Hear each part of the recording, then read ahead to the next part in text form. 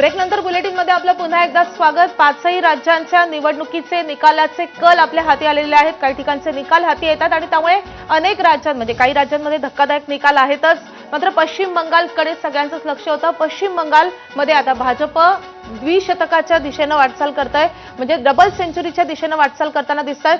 भाजप 194 जागांवर आता आघाडीवर दिसते, तृणमूल 90 जागांवर आघाडीवर आहे। त्यामुळे पश्चिम बंगालमध्ये मोठी अपडेट येते। पश्चिम बंगालमध्ये पूर्णपणे सत्ता मिळवलेली आहे किंवा भाजपची विजयी वाटचाल सुरू झालेली आहे। तिकडे आपण जल्लोष बघतोय, अभिनेता विजयच्या घरी जल्लोष केला जातोय, कारण तमिळनाडूमध्ये मोठा विजयनं मिळवलेला आहे। 2 वर्षांमध्ये पक्ष स्थापन केल्यानंतर 2च वर्षांमध्ये करिश्मा केलेला आहे टीव्हीके पक्षानं आणि 109 जागांवर आघाडी घेतलेली आहे। आपण काही महत्त्वाची आकडेवारी पाहतोय। आसाममध्ये 126 पैकी 126 जागांचे कल हाती आलेले आहेत। भाजप 97 जागांवर आघाडीवर आहे, काँग्रेस 25 जागांवर आघाडी घेताना दिसते। AIUDFला एकही जागा मिळवता आलेली नाहीये, भोपळाही फोडता आलेला नाही आणि इतर पक्ष 4 जागांवर आघाडीवर आहेत।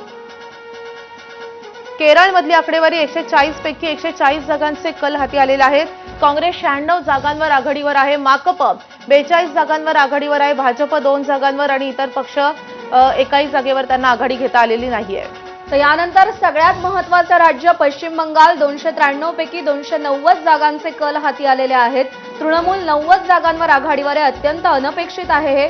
भाजप 194 जागांवर आघाडीवर आहे आणि इतर पक्ष 6 जागांवर। ज्या पद्धतीनं मतदान पश्चिम बंगालमध्ये झालं होतं ते पाहता ही आकडेवारी आपण लक्षात घेतोय। तमिळनाडूची आकडेवारी 234 पैकी 234 जागांचे कल, द्रमुक प्लस काँग्रेसला 56 जागांवर आघाडी, तर AIDMK आणि भाजपला 69 जागांवर। आणि सगळ्यात जास्त लक्ष वेधून घेतलंय ते TVKनं, कारण का थलपती विजयचा हा पक्ष आणि त्यांनी 109 जागांवरती आघाडी मिळवली आहे आणि पहिल्यापासूनच प्रादेशिक पक्षांचं तमिळनाडूमध्ये वर्चस्व राहिलंय। आपण अगदी 1967 पासूनचा विचार केला तर पुदुचेरी आपण पाहतोय 30 पैकी 29 जागांचे कल हाती आलेत, भाजप 22, काँग्रेस 6, TVK 0, तर इतर पक्ष एका जागेवरती इकडे आघाडीवर असल्याचं आपण पाहतोय।